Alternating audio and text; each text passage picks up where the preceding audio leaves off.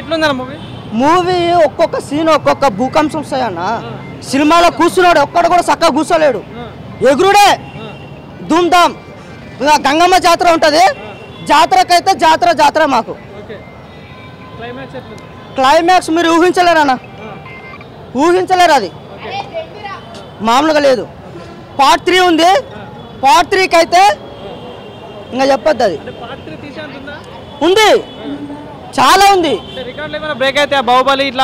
అన్న. Already fan షోకి already break అయిపోయింది, ఆల్మోస్ట్ ఫ్యాన్ షోకి ఆల్రెడీ బ్రేక్ అయిపోయింది, కలికి బ్రేక్ అయిపోయింది, ఇది బ్రేక్ అయిపోయింది. కానీ అన్న మేము ఏ హీరోని కూడా మేము తక్కువ చేసి మాట్లాడము, వాళ్ళని ఇది చేయము, మాకు అందరూ ఒకటే.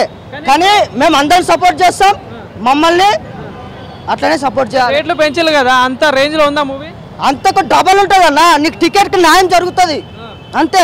టికెట్కి నీకు ఎట్లా పోదు, ఎక్కడ పోదు అన్న. డిఫరెంట్ అంటే అన్న, ఇప్పుడు ఒక్కొక్క సీను పుష్పలో ఎట్లుందో, పుష్ప తర్వాత ఎట్లొచ్చిందో అట్లా అనేది ఎలివేషన్ ఇచ్చిండు. ఒక్కొక్క స్టెప్ ఎట్లొచ్చింది అనేది అన్న, అది యాక్టింగ్ మాత్రం ఇంటర్నేషనల్ లెవెల్లో ఉందన్న. ఫైట్ సీన్ ఇంకా క్లైమాక్స్ సీన్ ఉంటుంది అన్న, దాన్ని చెప్పొద్దు. ఒక్కొక్క సీన్కు ఒక్కొక్క రేంజ్లో వెళ్ళిపోయింది. ఆల్మోస్ట్ ఇక చెప్పాల్సిన అవసరం లేదు. డిఎస్పీ గారు అంటే మనకు చెప్పాల్సిన అవసరం, మాకు ఇచ్చి పడేస్తాడు అంతే. డైరెక్షన్గా అన్న సుకుమార్ గారి డైరెక్షన్లో మాత్రము మా బన్నీ అన్నను ఎట్లా చూపించాలి, మేము ఎట్లా చూడాలి అనుకున్నాము అట్లా చూపించండి. కొంతమంది లాగ్ ఉంది అంటున్నారు ఫస్ట్ ఆఫ్. అవునా అన్న? లాగికి ఏం లేదన్న, స్టోరీని బట్టి వస్తుంది.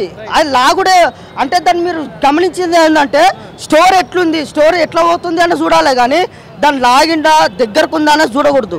స్టోరీ వల్లనే వస్తుంది. శ్రీవల్లి చేసింది నిజంగా ఒక వైఫ్ ఒక హస్బెండ్కి ఎట్లుండాలో అట్లిచ్చింది. ఒక రియల్ అంటే మనము ఒక సినిమా చూసినట్టు అనిపించదు. శ్రీవల్లి పుష్పరాజ్ ఇద్దరు సీన్లా మనము ఇక బయట ఇట్లా ఏం లేదు, డైరెక్ట్ వాళ్ళ వైఫ్ అండ్ హస్బెండ్ ఎట్లుంటారో అట్లనే రియాలిటీ చూపించిండు. ఐటమ్స్ అంటే అన్న మామూలుగా లేదన్న. శ్రీవల్లిని మాత్రము హైలైట్ ఇచ్చి పడేసింది. కిస్సా కంట ఫోటోకి వచ్చిండు. కానీ ఇప్పుడు మూవీ బాగుంది అంతా బాగానే అంటున్నారు కదా, కానీ ఇంత రేట్లు పెంచడం కరెక్టే అంటాం. బాగున్నప్పుడు రేట్లు ఎందుకు పెంచడం? మరి బ్రాండ్ ఉంది కాబట్టి రేట్లు ఎందుకు పెంచినట్టు? బ్రాండ్ అన్న ఇప్పుడు అన్న ఒక నిమిషం, ఈ షర్ట్ ఉంది 5,000, ఈ షర్ట్ ఉంది 2,000, కొంటున్నావా లేదా?